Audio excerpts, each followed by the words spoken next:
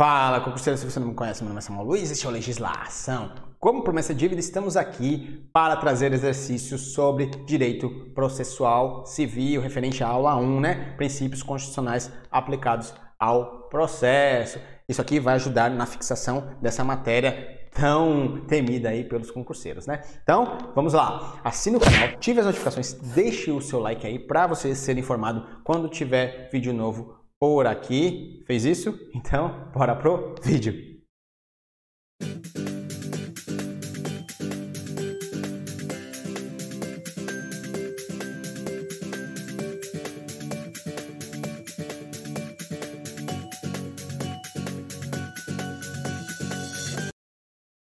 Direito processual civil. Aula 1 de exercícios, parte 1. Amanhã teremos mais exercícios, hein? Então, o que veremos aqui na aula de hoje? Princípios constitucionais do processo civil, né? Os princípios constitucionais aplicados ao processo. Veremos exercícios sobre isso. Então, sem mais enrolação, bora começar. 2018, FCC, Defensoria Pública do Amapá, defensor público aí. Não se excluirá da apreciação jurisdicional ameaça ou lesão a direito. Esse é o princípio da inafastabilidade ou obrigatoriedade da jurisdição e é, a um só tempo, um princípio constitucional e um princípio infraconstitucional do processo civil. Certo ou errado? Vamos lá, 3, 2, 1, bora responder. Qual é a norma? Princípios constitucionais, Constituição Federal, né? E princípios infraconstitucionais do processo civil, direito processual civil, né? Código de Processo Civil. E o que a questão está nos cobrando? Não se excluirá da apreciação jurisdicional ameaça ou lesão a direito. Isso aí é o princípio da inafastabilidade ou da obrigatoriedade de jurisdição? Certo ou errado? Aqui vai estar correto, é exatamente esse aí o princípio da inafastabilidade de jurisdição. Não se excluirá da apreciação do Poder Judicial ameaça ou lesão a direito. Se o jurisdicionado se sentir ameaçado aí nos seus direitos, ele pode sim recorrer ao Poder Judiciário e esse tem que dar uma decisão, ele é obrigado a responder o jurisdicionado. Então é exatamente isso aí, princípio da inafastabilidade de jurisdição. E ele é a um só tempo um princípio constitucional e um princípio infraconstitucional do processo civil? Certo ou errado? Aqui vai estar correto também. Ele está tanto na Constituição como na norma infraconstitucional, né? No Código de Processo Civil, que é uma norma infraconstitucional. Então, questão correta, vamos à fundamentação. Princípio da inafastabilidade de jurisdição, vocês podem encontrar ele aí com o princípio do acesso à justiça ou da obrigatoriedade de justiça. Então, tanto a Constituição como o Código de Processo Civil vão trazer praticamente a mesma redação. A lei não excluirá da apreciação do Poder Judiciário lesão ou ameaça a direito. O livre acesso à justiça é uma faculdade de recorrer à via judicial. As partes podem optar a recorrer ao judiciário, né? É um direito assegurado a todo aquele que se sentir lesado ou ameaçado em seus direitos. Então, se ele se sentir lesado nos seus direitos, ele vai poder postular perante o judiciário uma tutela reparatória. Agora, se ele se sentir ameaçado nos seus direitos, ele vai poder solicitar ao Poder Judiciário uma tutela preventiva. E o Estado tem o dever de responder quando ele for provocado. É um dever, é uma obrigação do Estado responder. Segunda questão de hoje, aquela lá estava correta. 2019, CESP e SEBRASP, Procuradoria-Geral do Estado de Pernambuco, aqui prova de analista. À luz do Código de Processo Civil, julgue o item relativo às normas fundamentais do processo civil e os elementos da sentença, honorários advocatícios, a advocacia pública e a aplicação das normas processuais. Mesmo na ausência de norma que regulamente a tramitação de determinado processo administrativo, as disposições do Código de Processo Civil não poderão ser a ele aplicadas, mas ainda que supletiva ou subsidiariamente, haja vista a natureza distinta dos dispositivos normativos, certo ou errado? 3, 2, 1, bora responder. Qual é a norma? Código de Processo Civil. E o que a questão está nos cobrando? Na ausência de norma que regulamente o processo administrativo, né? Se estiver faltando a norma ou houver uma lacuna lá no direito administrativo, as disposições do Código de Processo Civil não poderão ser a ele aplicadas, ainda que supletiva ou subsidiariamente, certo ou errado?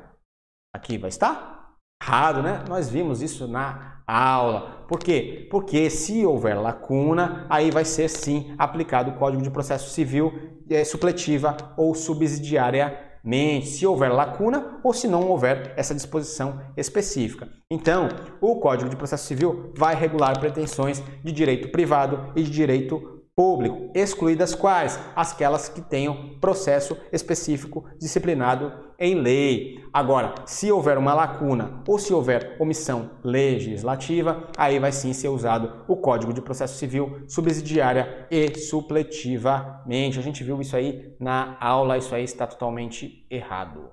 Então, vamos aqui? Tá aí? Processo Civil traz normas e princípios que regulam pretensões de direito privado e de direito público, excluídas as pretensões que tenham processo específico regulado em lei, por exemplo, eleitoral, trabalhista e administrativo, tendo apenas aplicação que? Subsidiária e supletiva, é claro, né? Então, se houver lacuna ou não houver a norma nesses casos aí vai ser sim aplicado o Código de Processo Civil subsidiária e supletivamente.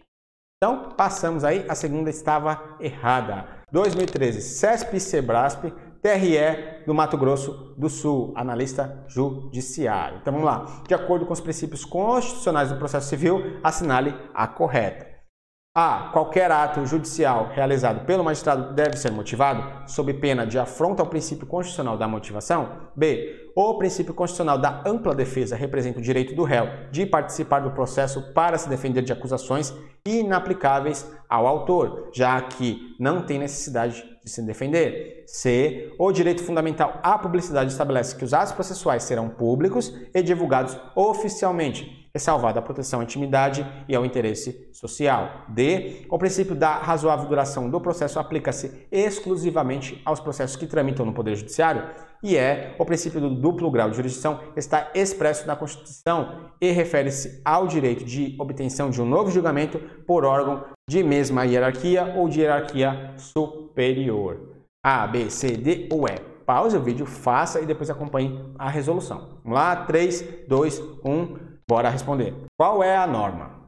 Princípios constitucionais do processo civil, né? Então, princípios constitucionais do processo civil, Constituição Federal e Código de Processo Civil. E o que a questão está querendo? Ela quer a opção correta, né? Então, vamos assertiva por assertiva até encontrarmos a opção correta aí. Vamos lá. A. Quaisquer atos judiciais realizados pelo magistrado devem ser motivados sob pena de afronta ao princípio constitucional da motivação, certo ou errado? O juiz tem que motivar todos os seus atos, certo ou errado? E vai estar errado, né? Muito cuidado aí. Ele não tem que motivar todos os atos. Vai ter que motivar atos de conteúdo decisório. Nós vimos isso na aula, hein? Então, ele vai ter que motivar o quê? Sentenças, acórdãos e decisões interlocutórias. Por quê? Porque essas decisões têm conteúdo decisório, diferente de decisões meramente administrativas, né? De mero expediente. Por exemplo, despachos. Aí ele não precisa motivar. Está aí o erro da questão. Então, está aí o princípio da motivação das decisões. Todos os julgamentos do Poder Judiciário serão públicos e fundamentada todas as decisões sob pena de nulidade, tanto as judiciais como as administrativas, né? Essas são decisões de conteúdo decisório, essas aí têm que ser motivadas, sentenças, acórdãos e decisões interlocutórias. As decisões de mero expediente não precisam ser motivadas, por exemplo, os despachos. Por isso está errada aí a assertiva A. B. O princípio constitucional da ampla defesa representa o direito do réu de participar do processo para se defender de acusações inaplicáveis ao autor, já que não tem necessidade de se defender. Certo ou errado? A ampla defesa não é aplicada ao autor, só ao réu? Certo ou errado? Aqui vai estar errado, né? Nós estamos carecas de saber que a ampla defesa e o contraditório são aplicáveis a todos que estão participando do processo judicial, administrativo e os acusados em geral. Então, tanto o autor como o réu têm direito sim ao contraditório e à ampla defesa. Então, está aí o erro da assertiva, né? O princípio do contraditório e da ampla defesa aos litigantes são assegurados. Contraditório é ampla defesa, processo judicial, administrativo e os acusados em geral, né? Então, todos os litigantes, seja autor e seja o réu. E o Código de Processo Civil vai falar o quê? Não se proferirá decisão contra uma das partes sem que ela seja previamente ouvida. Então, o contraditório tem que ser dado anteriormente à decisão. Essa é a regra. É claro que veremos exceções aí no decorrer do nosso curso, né? As tutelas de urgência e algumas tutelas de evidência são exceções aí ao princípio do contraditório prévio. Não quer dizer que as partes não terão direito ao contraditório. Esse contraditório vai ser postergado para o momento posterior, né? A gente vai ver isso nas próximas aulas bem mais detalhadamente. Então, lembre de pensar com a regra, principalmente se você estiver fazendo prova do CESP. Pense com a regra. Então, a regra é que o contraditório é sempre prévio à decisão. Se a questão lhe conduzir para a exceção, aí você responde com a exceção. Se não, você vai responder com a regra. Então, aí as vertentes do contraditório, né? Contraditório formal é ter ciência. É a parte ter ciência que está sendo demandada judicialmente. Para quê? Para que se possa se defender, né? E o contraditório material é exatamente isso, é o direito de influenciar o magistrado na decisão final, né? A ampla defesa é poder produzir provas, trazer alegações e apresentar defesa de modo a que a influenciar na decisão do magistrado. Então, daí as vertentes do princípio do contraditório. C. O direito fundamental à publicidade estabelece que os atos processuais são públicos e divulgados oficialmente, ressalvada a proteção à intimidade ou interesse social. O direito à publicidade dos atos processuais serão públicos e serão divulgados oficialmente, salvo a proteção à intimidade e interesse social, certo ou errado? Aqui vai estar correto, exatamente que isso que nos traz a Constituição Federal. Os atos processuais serão públicos e divulgados oficialmente, salvo que proteção à intimidade e interesse social.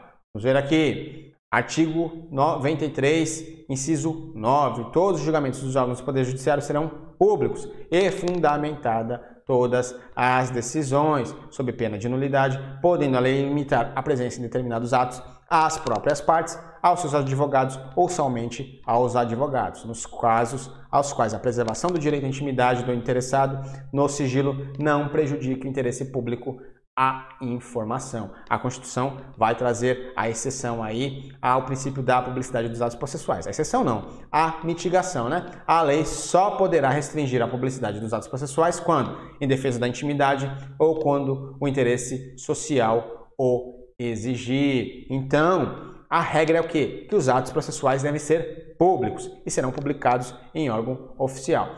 E a exceção é que a lei pode restringir a publicidade dos atos processuais. Quando? Para a defesa da intimidade ou para a defesa do interesse social. É isso que você tem que levar para a sua prova. Então, correto aí, assertiva C. Vamos às outras, mesmo sabendo que é errada, mas vamos passar por elas mesmo assim. D. O princípio da razoável duração do processo aplica-se exclusivamente aos processos que tramitam no Poder Judiciário. Certo ou errado?